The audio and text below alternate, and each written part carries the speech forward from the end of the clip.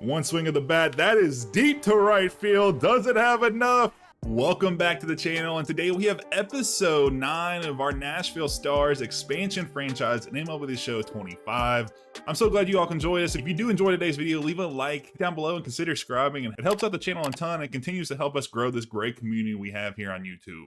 But without further ado, let's go ahead and get right into it. So you can see in the last episode, we left off about 21 games into the season. You can see the standings right here. Phillies lead the division with the Braves close behind. We're in third place. The Nationals are in a normal spot in fourth. And then the Mets, the former World Series champions, are in dead last, 5-16, 8 games behind the division leader.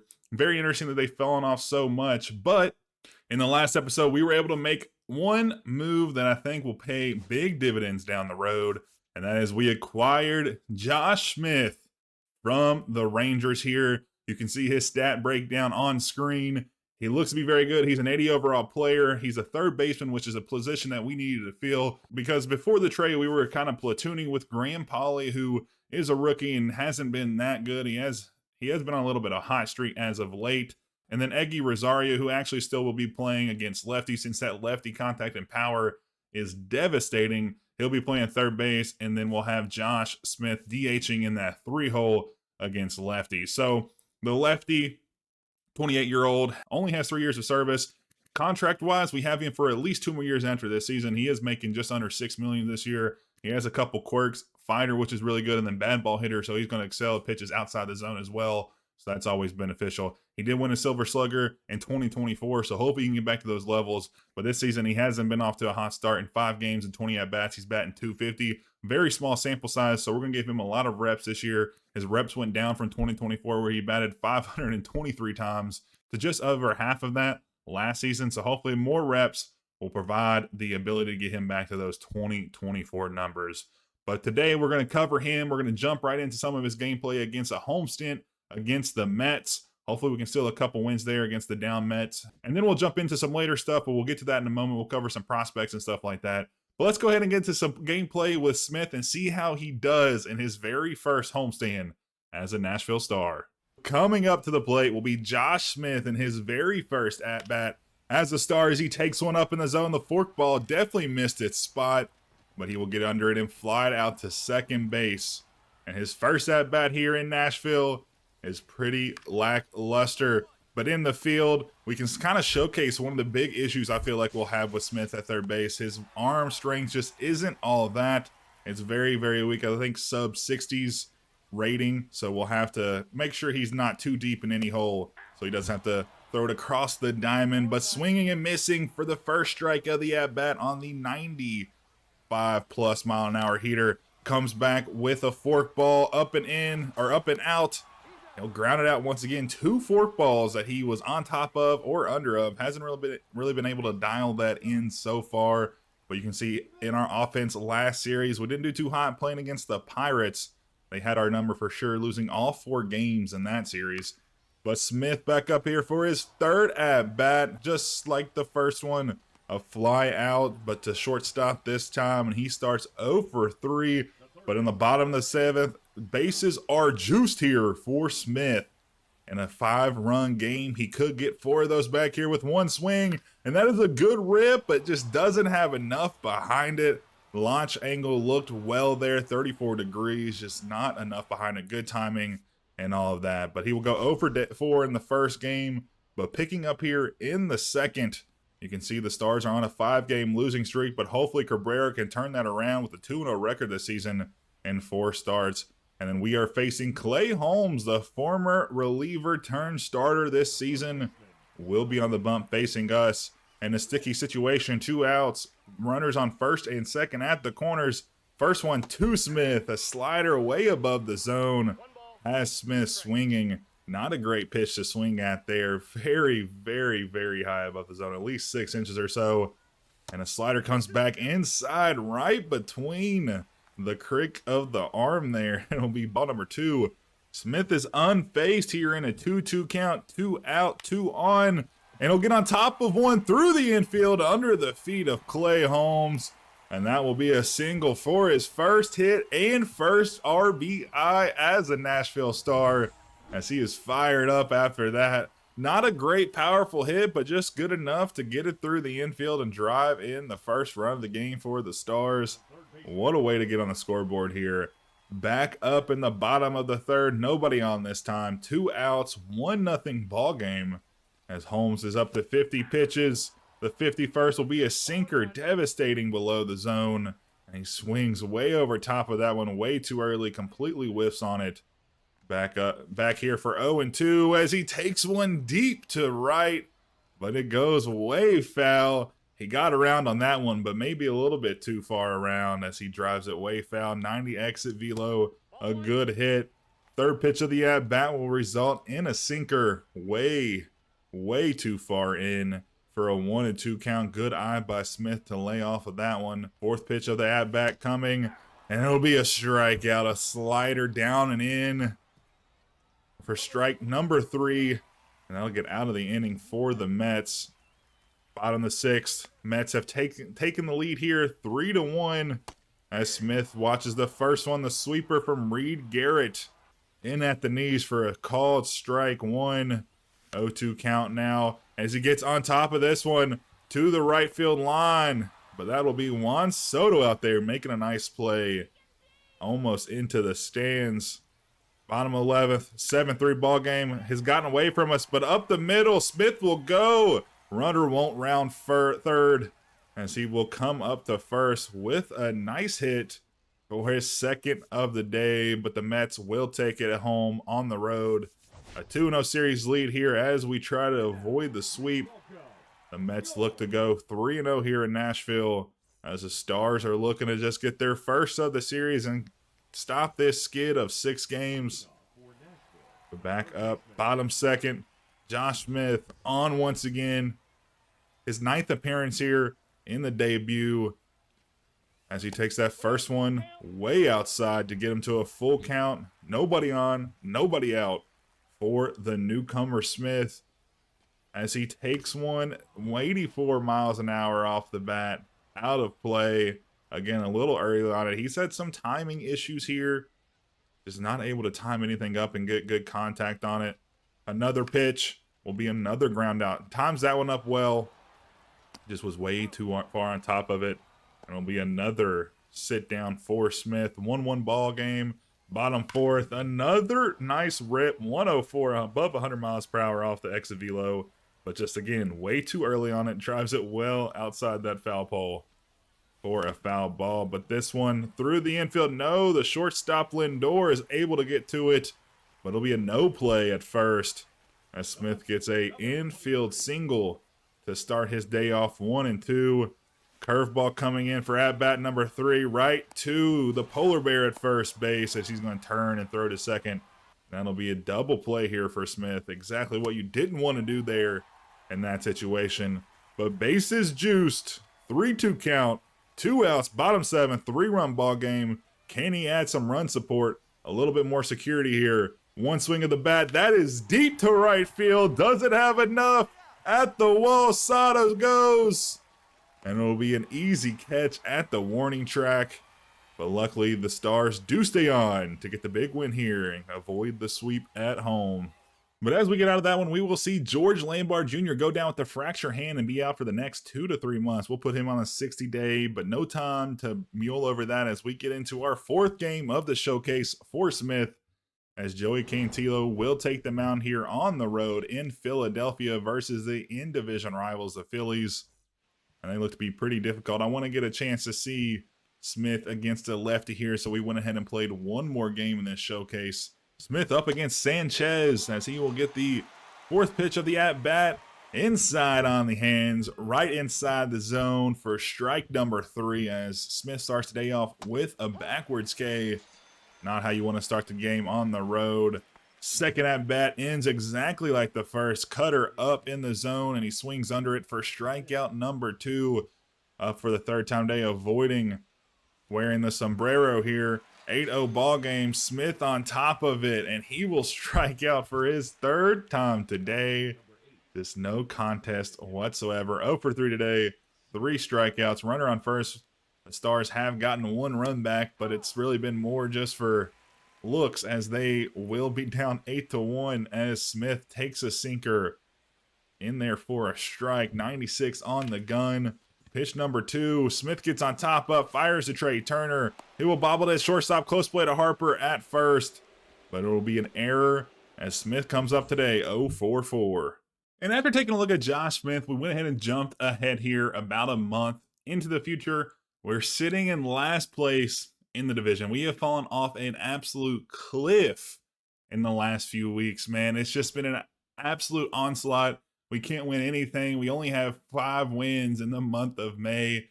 It's just been a left hook, right hook situation. We really haven't got anything going. So with that in mind, I'm going to kind of deviate for a moment and take a little detour down to the minors and take a look at Kris Patton. Kris Patton is our top prospect in the organization. We drafted him in the first round, 7th overall last season, and he looks to be an absolute gem for us. His potential is right at that 90 threshold, an A potential rating, 68 overall. He's 21 years old, so he's still very, very young. In Double-A this season, he has 8 starts, 49 or so innings of work. He has 30 strikeouts to 17 walks. He's given up 17 earned runs for an ERA of 3.1, which isn't too bad. The whip is below where you would want it, about at 1.35 to 1.4 area, so that's very good. But I would love to see him drive that ERA down a little bit more, especially in Double-A. I was hoping we were going to be able to progress him to Triple-A here in the next month or so if he can drive that down. But in his last recent games, he was able to kind of calm down. He did have a 6 ERA against Montgomery and then a 11.25 ERA against Columbus. So hopefully he can drive it down just a little bit more. But today we're going to jump in and take a look at him and see how he's doing and see what his stuff is offering for us in the future. Picking up here in the Southern League as the Blue Wahoos will be taking on the Trash Pandas, as the 2 Double-A affiliates will go head-to-head here, as Kris Patton will take the mound at home as he started 8 games this season with a 3-2 record, of whip below 1.25 and an ERA below 4, which is very, very good, as Patton will face his first batter of the day, and the fastball, the first pitch of the day, will be called a ball 3 or 4 inches above the zone. Back here for pitch number 2, two-seamer just outside the corner of the zone. Might have clipped it, but the umpire will go to 0-2. And the pitch number 3 expands the zone just a little bit. Maybe a makeup call. Slider there inside for strike number 1. As he comes back with a nice changeup in there at the knees. 2-2 count now for Vera. And that'll be a swinging and missing strike number 3, as Patton has his first strikeout of the day. Up here against batter number 2, 1-1 count as we pick in here. A slider down and away will be strike number 2. Going back to that slider for strike number 3, but he'll be on top of it through the infield, right inside the line of third base. But a good play out there by the left fielder will stop the runner at first and will allow only a single here. Back up against Mears. Fastball 4-seamer right outside the zone. Looks like the zone's a little bit small up top, but he will bounce back with a slider in there. Down kind of the middle of the zone. Kind of missed his spot. Full count now for Patton. But it'll be another swinging strikeout. The 2-seamer in on the knees. We'll get the second out of the inning as a fastball at the top of the zone gets called a strike this time. 0-1 count. Comes back with a second one. Almost the exact same spot as he misses the call. 1-1 now. Jumping ahead at 2-2. Under it for a fly ball out here to get out of the inning. But looking ahead to Patton's future, we really want him to be kind of a situational player for us. He may become an ace down the line as he throws in a 94-mile-per-hour fastball for a strikeout, his 3rd of the day. But if he doesn't end up being an ace, a nice 2-3 position pitcher would be great, as the slider misses below the knees. But with that A potential, he should pan out to be a very, very good rotational player for us in the rotation, as he flies it out to right field to get out of the inning. 3-2 here, scoreless, as Vera, his second time around, goes through the infield over the mound, as Patton couldn't get his glove to it for a single to start us off here in the top of the 3rd. Slider in there for a strike. 0-1 count against Lugo, his second at bat, as he fouls that one off. 96 on the gun, as Patton's reaching for a little bit more here through the second time in the order. Second fastball, a little bit lower, 94, switching the speeds a little bit, as you'll see him do from time to time. But that slider gets a call strike by the umpire, and that'll be the 4th of the day in 3 innings of work here for Patton. Not really sure where we sit with Patton, as he gets a ground ball to first base, bobbled by the first baseman, but it's an easy pickup and an out. He could be a strikeout pitcher, but with a lower velocity than I would have liked. I didn't really see that coming into his tenure in the Double-A, but maybe a ground ball pitcher with the curveball and the slider changeup combination, but showing here that he can strike him out with the best of them, his 5th of the day. But I would love to see him be able to strike out more, but the Ks per 9 hasn't really been there. Maybe he will develop in the future, but this fly out will be good for out number 2, as the Blue Wahoos have taken a 1-0 lead in the bottom half of the 3rd. But if he can come out and be, something that he does a little bit of both, strikes people out here when he needs to, but also can pitch to contact and keep that pitch count low, he'd be truly exceptional down the line for us. But back-to-back fastballs on the 300 hitting Chad Stevens will get the count to 0-2 with 2 outs. Slider down and away. Strike number 3 for his 6th of the day. That'll be through his 4th inning of work, scoreless. Of jumping ahead, 2 outs, top of the 5th. Can he go 5 through with no runs given up? As he gets the changeup, swing and a miss for strike number 1 on Vera. As Vera takes this one into foul territory, the first baseman will be able to range over and make it. And that is a 5 innings of work for Patton, as there has been no runners cross the plate. Very good work from him. But this will be a deep shot to right center field. Have we spoke too soon? At the wall, the jump right over his glove, and that'll be the first home run of the game against Patton. Hopefully he can bounce back here. He hung that slider a little bit in the zone, and Vera was able to take advantage of it and send it over the deep part of the park. But back up to get the first out of the inning. Mears line drives to second base, out number 1. And a very good pitch right there on the inside half of the zone to get that out. Up here against the 3rd batter of the inning, Blakely will foul that 4-seamer off. Bad positioning there. Again, missed his spot. See, we have some control issues with Patton. But the ground out to first base will get the 2nd out of the inning. 1 out away from getting through 6 quality innings of work. Can he do it? As he blazes that fastball, that 4-seamer at 94, up in the zone, as the batter wasn't prepared for that one. But the 4-seamer gets him here as he takes the no-doubter homer to left field. And that is 4-seamer bit him in the butt. But that's the big thing about Patton. He's not afraid to keep using the same pitch. Even though it hasn't worked for him in the last at-bats, he'll go back to it. But he'll go back to that changeup to get another swing and miss. That'll be another strikeout for him as he gets pulled from today. But a very good performance. He did give up 2 runs, but he made it through 6. That's a quality start for him. A very, very good showcasing by Patton here today. You can see 7 strikeouts. He did a little bit of hitting to occur. 5 hits, 1 walk, and only 2 earned. So I'm pretty impressed. We'll love to see him go a little bit further, but I understand why they pulled him in the 6th.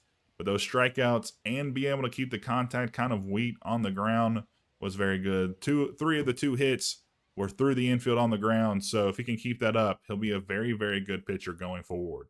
And as we come into the month of June, we're still in last place, 13.5 games back from the leader, the Braves, who sit at 36-26. I don't really feel like we have a chance again this season to really push for the playoffs. It's kind of to be expected. We're a new team on the block. We're the 25th ranked team in all of baseball. So we're going to have to kind of change plans here. And at this point, we have a little bit of an issue as well. You can see in the top right-hand corner, we have 27 players on our MLB roster, and that's not allowed at this point. So we're going to have to make a move. We have a ton of outfielders, but I don't feel like moving any of them. The obvious choice would be move Dobon down to the minors. But looking at his contract, he has all of his minor options used. So we're going to have to make a little bit of a switcheroo here. And I don't really want to demote any of these guys. Conforto, we just recently signed him. Blanco, he played well for the 5 at-bats he got, and we just got him back from injury. So I think the best thing to do is we are going to move George Springer. I found a few teams that want a right fielder, and looking at George Springer, he's had a decent year so far. He is regressing a little bit, but his stats kind of haven't shown it yet. He's an 843 OPS player, and that plays very, very well in right field. So he is going to be on the trading block, and I think we found a perfect trade for him.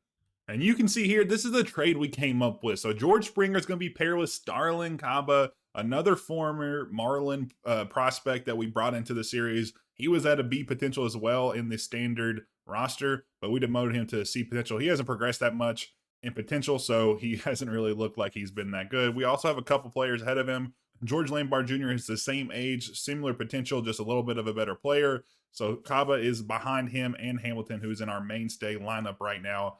But we're going to be trading him for James Tibb III. He's a 65 overall right fielder, 23 years old. He was a first-round draft pick in the 2024 draft a few seasons ago, and he looks to be very good. Looking at his AA stats, he has a 296 average, which I love average. I'm a big advocate for looking at average in terms of assessing players, but he also has a just below an 800 OPS, which is very, very good. He's a 1.1 WAR player and just looks to be an all-around solid player. His fielding's a little bit to be desired, but since he's going to be stuck in probably right field the rest of his career, that's not going to be that big of a deal. Speed as well, just kind of middle of the pack. But looking at his contact and power, all around that 50 mark, and he's progressed his lefty contact very good. So we're going to go ahead and complete this trade. I think it's good. It gets a lot of money off our payroll. The Giants have the budget, and they need a right fielder. You can see here their major league roster. They have a rookie up there, Abraham Montalvo, which is he hasn't been playing well. They just brought him up, and he's only had 4 at-bats. Their injured day-to-day player, Conine, is down for a while. He'll be down for 6+ months. So they need a backfill. So I think this makes sense. Again, like all trades, let me know in the comments what you all think. If you all think this is a proper trade, if it makes sense, if it doesn't, let me know, and I'll be sure to discuss it with you all down there. But this is the trade we're going to do. I think it's great. It frees up a spot, gets a lot of money off our books, and it looks to set us up well going into free agency this offseason. But as we come to an end of this episode, we actually have made a pretty decent push into 4th place in the division. And then looking at the wild card, how far are we back? I haven't looked at this yet. We are the 15th back, 8 games back off that last wild card spot. I'm not really convinced that we'll make it there per se, but I mean, the division is weak. If we could somehow sneak back, we're only 8 games back off the Phillies. Again, these 3 teams are insanely good, and we're the 24th ranked team in the MLB. But I mean, looking at the month of June, we've had a really good month and kind of went on a little win streak, 6-game win streak, and then another 4-game win streak. So we're making a turnaround. We've traded a few pieces like we just showed a little bit ago. But if we can keep improving, we may make a deadline deal to even push us further. But that'll wait until next episode, where we're going to cover what's happened in the first half, kind of where our prospects are, and kind of how we're going to do. And then we'll get fully into All-Star Weekend, and then our second draft in episode 10. So I hope you all enjoyed this episode and stick around for the next one. I appreciate y'all being here. If you did like this video, leave a like and a subscription below. It really, really helps out the channel, and I would be super, super appreciative. But anyways, I'm glad you all tuned in. I hope you enjoy, and I'll catch you all in episode 10. And a huge shout out to Kris, our very first premium channel member. Thanks for all your support, man. It's really appreciated.